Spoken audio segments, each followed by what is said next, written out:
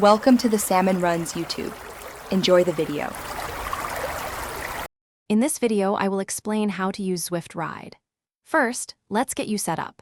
You'll need a bike, a smart trainer or classic trainer with speed and cadence sensors, and a device like a computer, tablet, or Apple TV to run the Zwift app.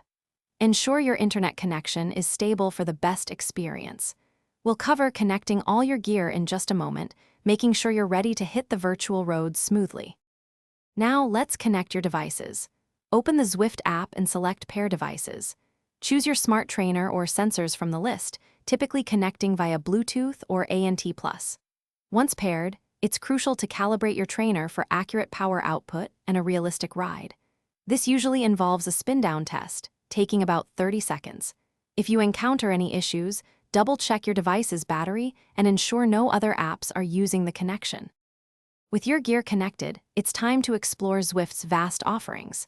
You can free ride through various virtual worlds like Watopia, Richmond, or Innsbruck, each offering unique terrain. For structured training, dive into the extensive workout library, featuring plans for every fitness level. Don't forget to check out the events calendar for group rides, races, and social meetups, providing a fantastic way to connect with other riders and push your limits. To truly maximize your Zwift experience, personalize your avatar with different kits and bikes, unlocking new items as you gain levels. Download the Zwift Companion app on your phone. It's incredibly useful for giving ride-ons, messaging other riders, and signing up for events on the go.